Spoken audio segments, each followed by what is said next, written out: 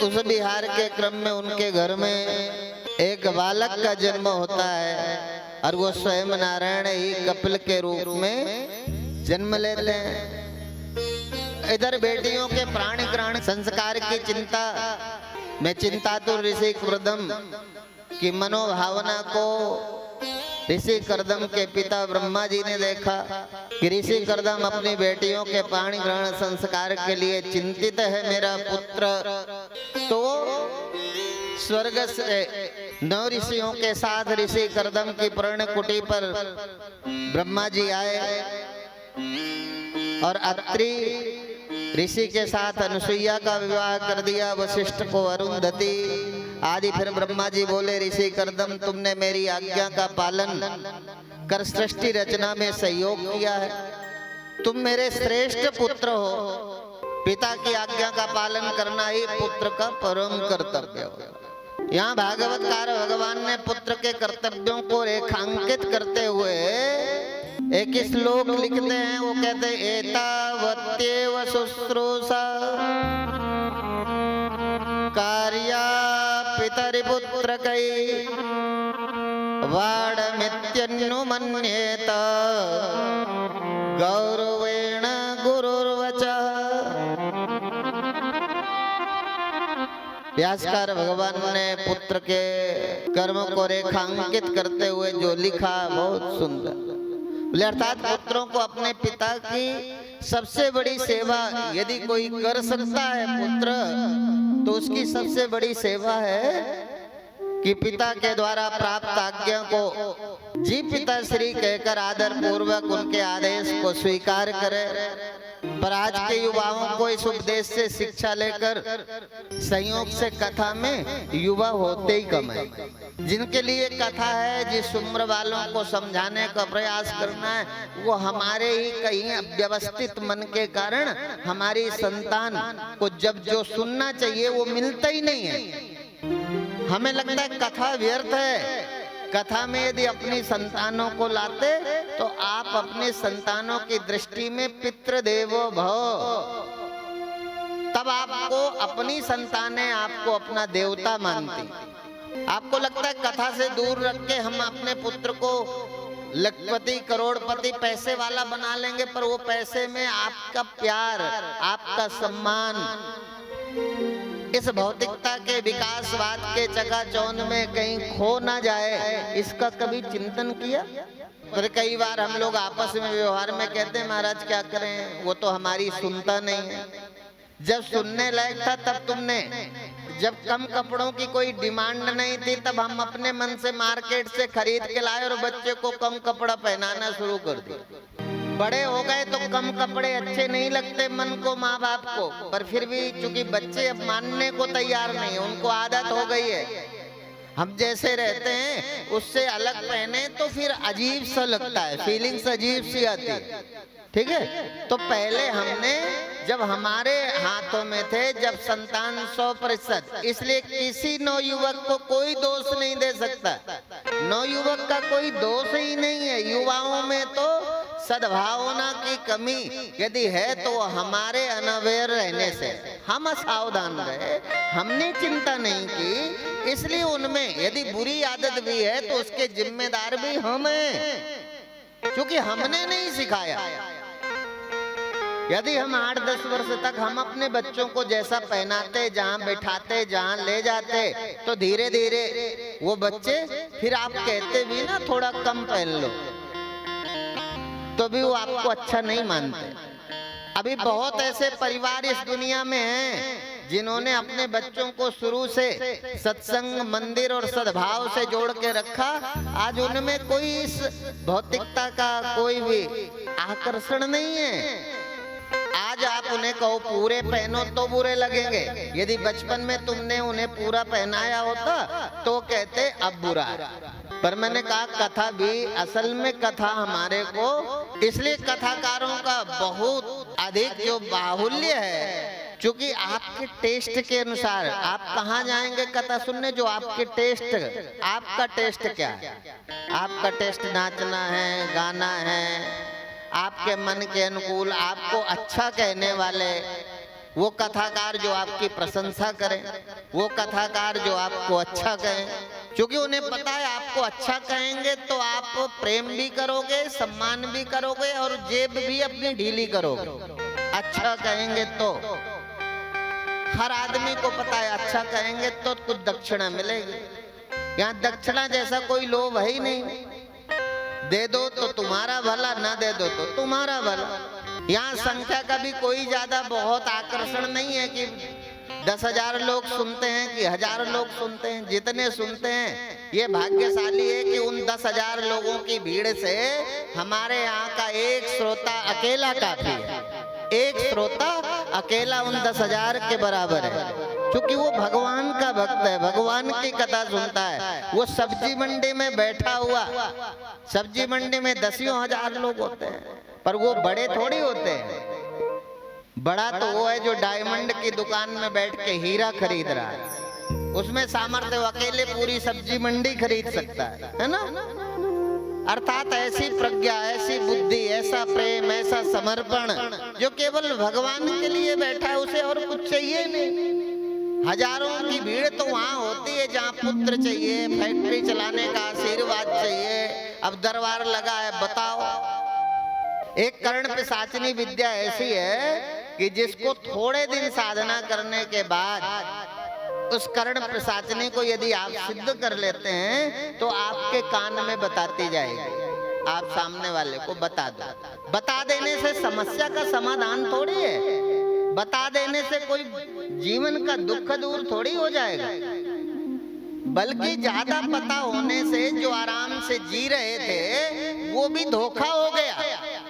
अब पता है हम 10 वर्ष बाद मर जाएंगे, तो जो 10 वर्ष के पहले आनंद से जी सकते थे वो भी अब मर जाएंगे, अब मर जाएंगे, 10 वर्ष बाद मर जाएंगे, एक चिंता लग गई। बाकी के 9 वर्ष आराम से जी सकते थे, जब मरना होता तब मर जाते, पर वो पता होने से जो सुख से जी रहे थे वो भी जीना खत्म, वो आनंद भी गया।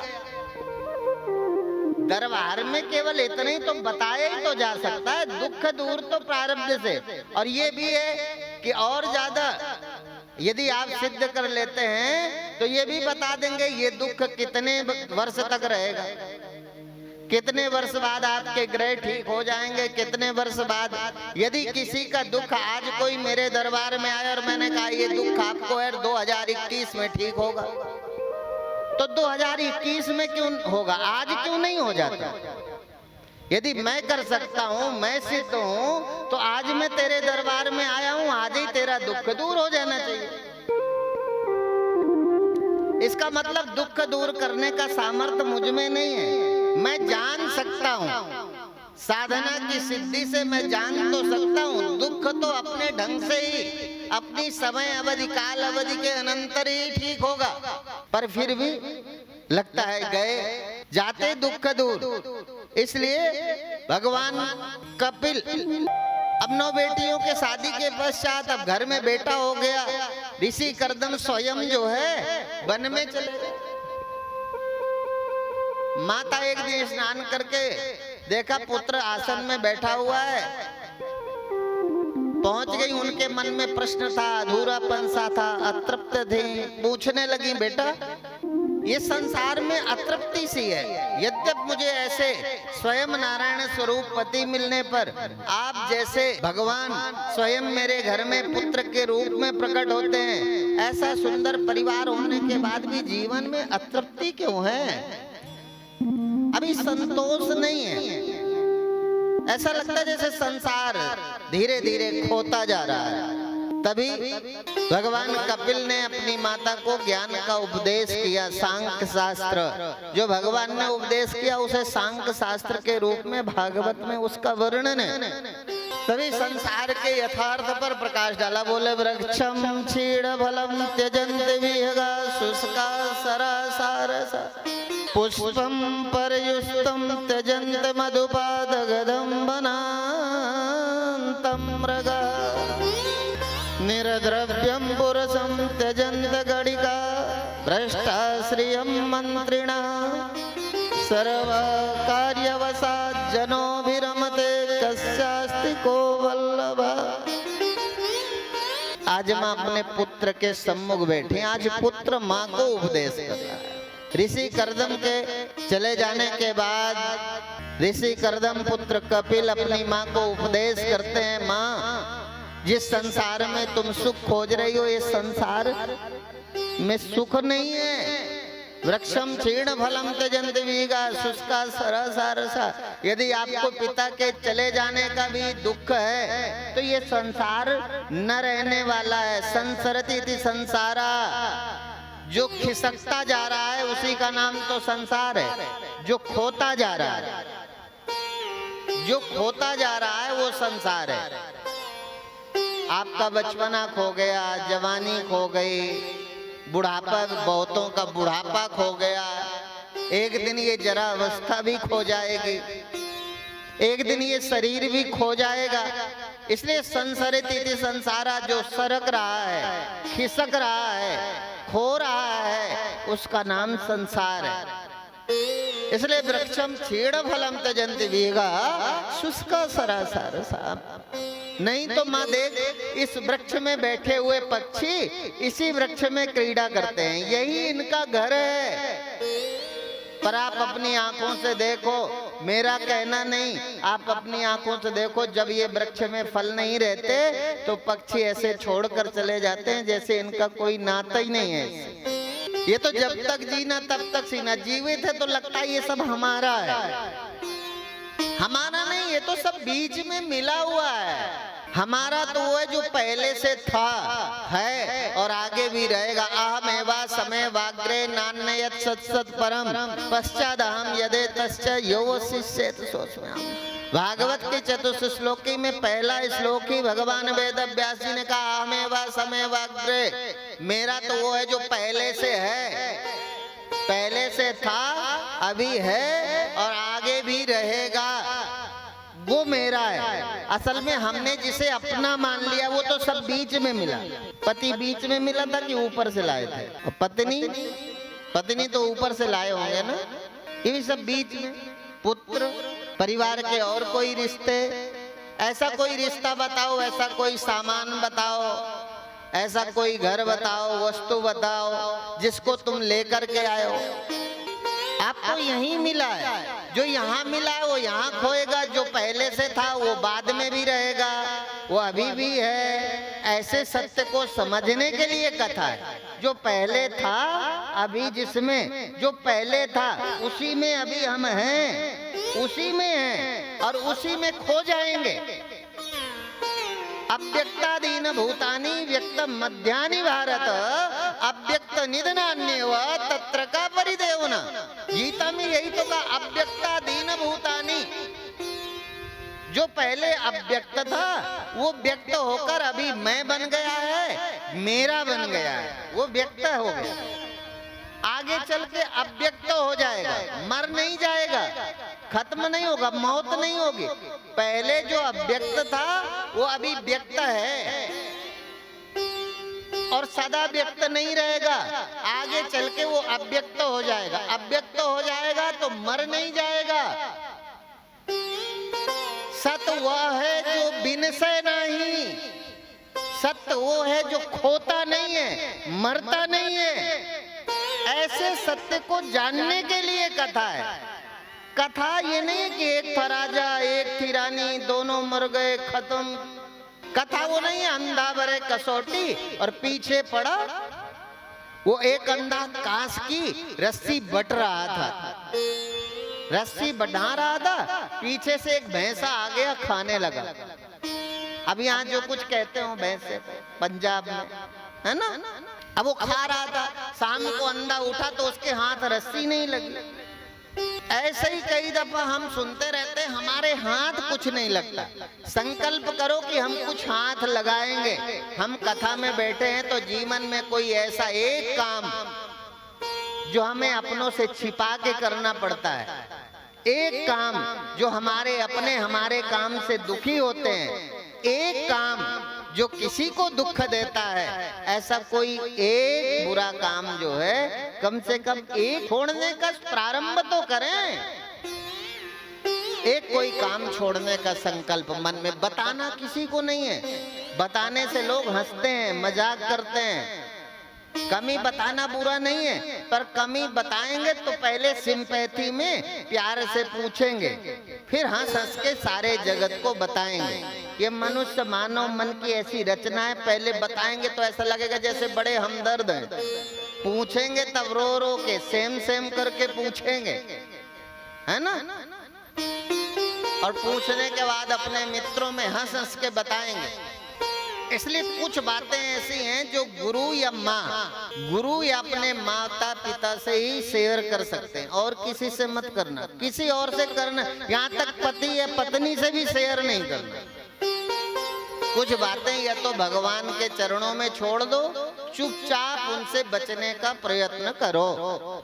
फिर भी यदि कोई कठिनाई है तो ये तो गुरु या माता पिता से सलाह ले लो। ये किसी को नहीं बताता।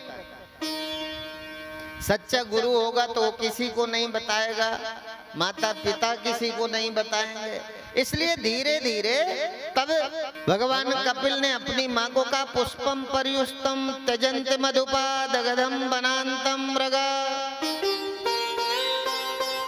माँ, तुमने भौरे को देखा है जिस फूल में बैठकर उसका पराग लेता है, एक दिन उस फूल को भी छोड़कर चला जाता है। दगधम वनांतम मृगा, वन में रहने वाले जानवर भी आग लगती है तो वन की आग नहीं बुझाते, वन को छोड़कर चले जाते।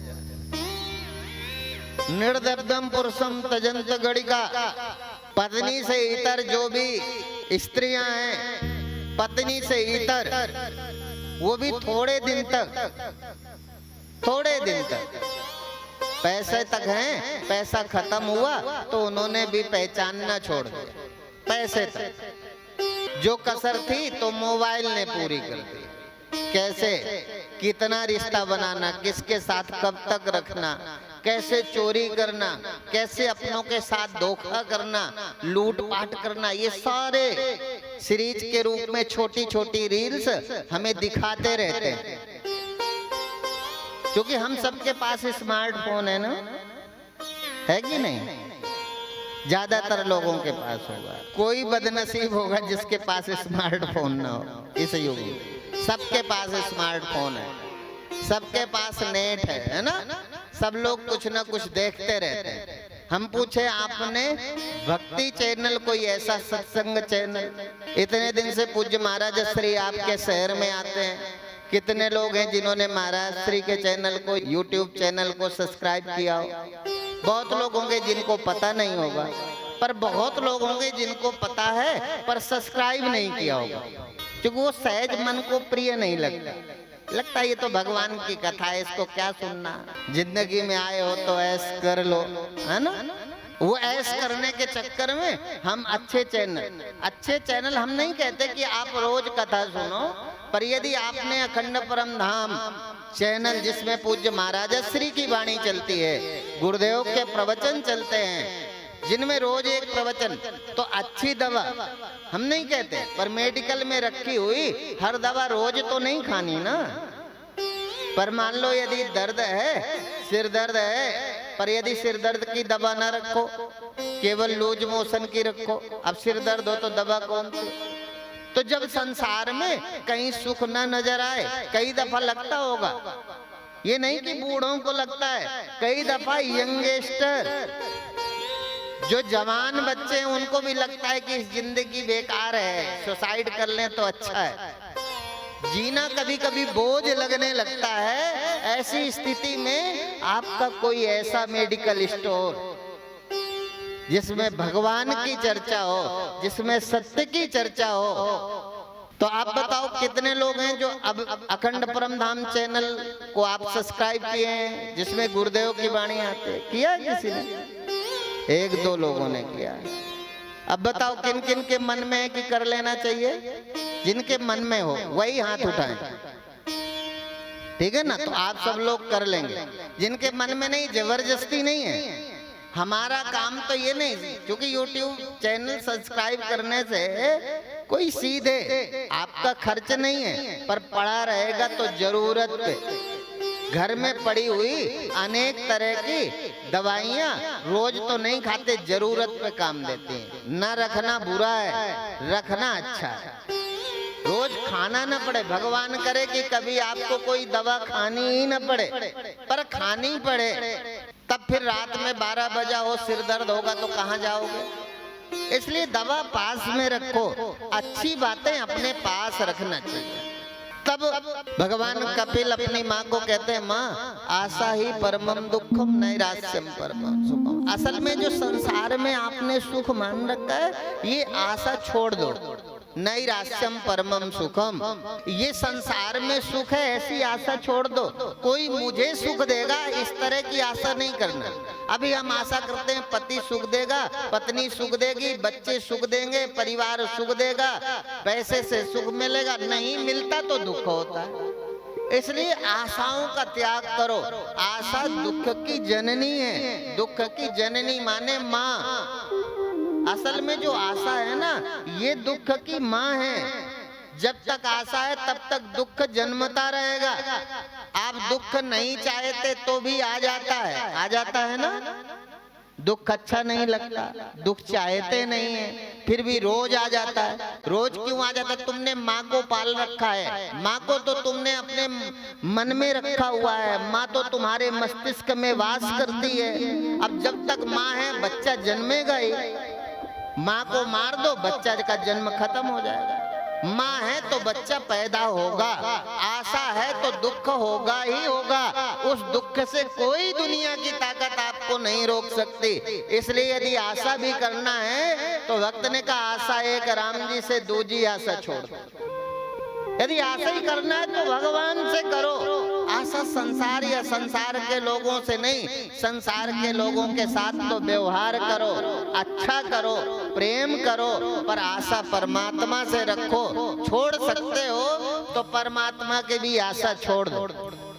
नैराश्यम परमम सुखम यथा संचित कांतासाम सुखम सुस्वाप पिंगला। आशाओं का त्याग करके तो पिंगला भी सुखी हो गई। पहले वो ग्राहक की आशा में बैठी थी तो दुख उठा रही थी, आशा छोड़ी तो आनंद हो गया। आशा छोड़ोगे तो सुख मिलेगा। अभी आशा से प्राप्त होने वाला सुख भले आपको थोड़ा लगता हो पर रहेगा नहीं, फिर वो बदल जाएगा। इसलिए अपने मन को आशाओं से मुक्त करना। तभी व्यासकार भगवान कहते हैं, तेषामहं समुद्धरतः मृत्यु संसार सागरात् भवामि न चिरात् पार्थ मय्यावेशित चेतसाम्।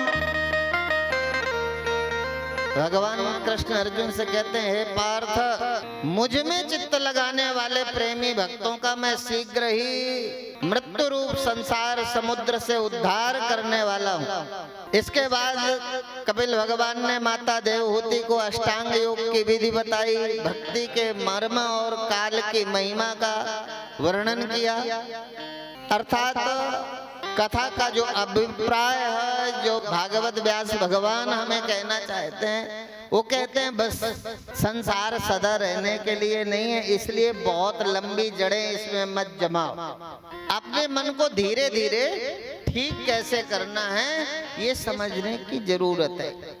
मन एवं मनुष्याणाम कारणम बंध मोक्षयो। ये मन है जो हमें मुक्त नहीं होने देता, ये मन है जो हमें सुखी नहीं रहने देता। मन ही मिलावत राम को, मन ही करत भजीत। मन के हारे हार है, मन के जीते जीत। कोई संत जन ही जानते इस धूर्त मन की चाल। ये मन जो है ना, कोई साधु जन जानते हैं, कोई साधक जानते हैं, कोई भगवान के भक्त जानते हैं। ये मन बड़ा विचित्र है। इस मन के वशीभूत होकर हम कोई न कोई पाप करते रहे। इसी क्रम को आगे बढ़ाते हुए ब्रह्मा जी के पुत्र दक्ष प्रजापति से प्रसूति का विवाह किया गया। दक्ष कन्याओं की संतति का वर्णन करते हुए भगवद पाद भगवान वेद व्यास जी ने चतुर्थ स्कंद के में प्रवेश किया। चतुर्थ स्कंद में कुल 31 अध्याय हैं।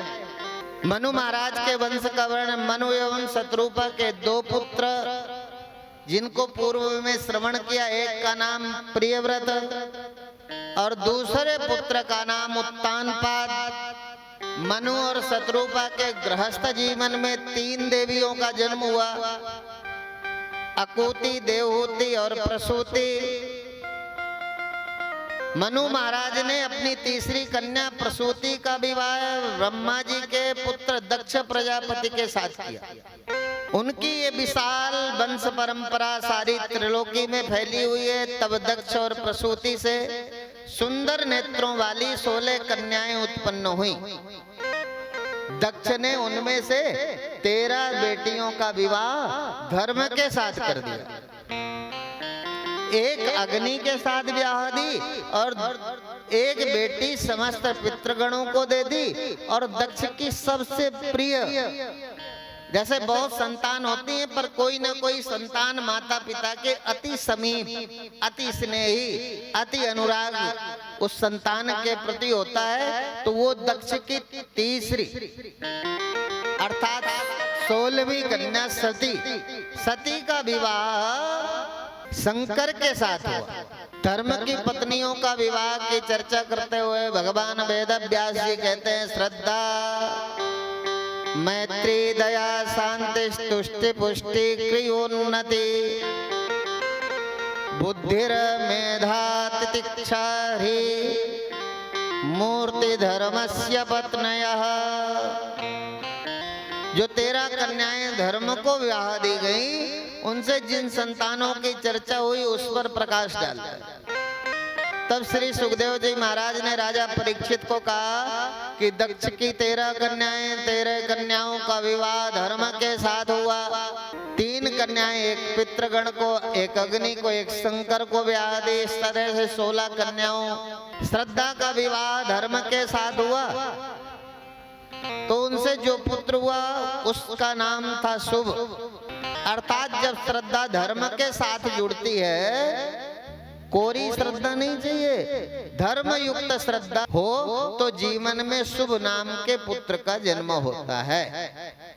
यहाँ दक्ष प्रजापति की 13 कन्याओं के माध्यम से भगवान वेद व्यास जी ने जो प्रकाश डाला, जो हमें समझाने का प्रयत्न किया, पुरुषार्थ किया, वो साधना का फल है कि यहाँ दक्ष की कन्याओं की चर्चा के बहाने जो हमें बताना चाहते हैं, जैसे श्रद्धा हम भी करते हैं, नहीं मन सर झुका देंगे, नहीं मन प्रणाम कर लेंगे, नहीं मन 100 रुपए चढ़ा देंगे, ये नहीं।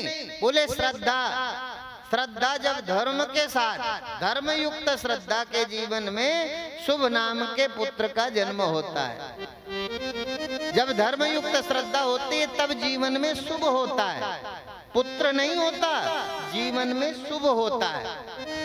धर्म युक्त श्रद्धा से जीवन में शुभ होता है। पुत्र की कोई चर्चा नहीं, पुत्र के बहाने वो बताना चाहते हैं, वो हम सुनते नहीं, असल में हम कथा सुनते हैं, कहानी। जो व्यासकार भगवान बताना चाहते हैं वो हम सुनते ही नहीं। वो कोई सुनाने वाला जल्दी, उस पर किसी का जोर ही नहीं है। जोर तो है कहानियों को अच्छे ढंग से परोसने, कहानियों के अंदर छुपा हुआ सत्य जो कहानियों के उदर में बंद है, उस बंद जो कहानियों के उदर में बंद सत्य है, उसको धीरे धीरे खोलना, वो दिखाई दे। इसलिए कहते हैं धर्म युक्त श्रद्धा, धर्म युक्त श्रद्धा जीवन में शुभ फल देती है। दूसरी कन्या दक्ष की जो थी वो मैत्री थी। मैत्री का विवाह धर्म के साथ हुआ। अभी हम धर्म की पत्नियों की चर्चा करते हैं। 13 पत्नियां हैं धर्म की। मैत्री, जब धर्म युक्त मैत्री होती है तब जीवन में प्रसाद होता है। प्रसाद जानते हो ना? प्रसादस्तु प्रसन्नता। प्रसाद माने प्रसन्नता, उत्साह, आनंद। प्रसाद माने आनंद। आनंद कब होता है? जब बोले धर्म युक्त मैत्री होती है। धर्म में मैत्री, स्वार्थ नहीं है, हमें आपसे कुछ लेना देना नहीं है। हमारी जो मैत्री है वो धार्मिक है। धर्मयुक्त है, धर्मयुक्त मैत्री। अर्थात जब मैत्री धर्म के साथ होती है तब हमारे जीवन में प्रसन्नता, उत्साह, आनंद आता है। स्वार्थ वाली मैत्री में आता है क्या? यदि मैत्री स्वार्थ के साथ हो तो आप सदा आनंद में रहेंगे। स्वार्थ युक्त मैत्री, स्वार्थ से दोस्ती कर लें, स्वार्थ के कारण, स्वार्थ के कारण। मैत्री माने दोस्ती, है ना? हमारी भाषा में उसे दोस्ती कहते हैं, व्यवहार की भाषा में। तो स्वार्थ युक्त दोस्ती में आनंद होता है क्या? आनंद है धर्म युक्त। जब मैत्री धर्म के साथ होती है तब जीवन में आनंद होता है। दक्ष की तीसरी जो कन्या है, कथाओं का विस्तार इतना है कि जिसे करने में 2-3 घंटे कुछ भी नहीं है। एक कथा को तो 2-3 घंटे बोला जाए तो भी कम है। एक कथा को भी पूरे जीवन बोला जाए तो भी समय कम पड़ जाए। इस कम समय में, एक थोड़ी सी आयु अवधि में थोड़ा सा तो जीवन है। अच्छा, मेडिकल साइंस के अनुसार औसतन आयु कितनी है अपनी? शास्त्र के अनुसार तो हमें पता है 100 वर्ष है, पर मेडिकल साइंस में औसतन आयु गूगल से पूछना, 60, 70 या 75 ऐसे ही कुछ बची है औसतन आयु। ज्यादा औसतन आयु का मतलब जो ज्यादातर इतना ही जीते हैं, है ना? अब इतना जीते हैं, इतने में 30 साल। दिन में 24 घंटे होते हैं, 24 घंटे में 12 घंटे रात के सोने में चले जाते हैं, आधे बचे। और इस 30 साल के जीवन में बच्चे भी पैदा करने हैं, उनकी शादी भी करना है, घर भी बनाना है, फैक्ट्री भी चलानी है ना? और इसी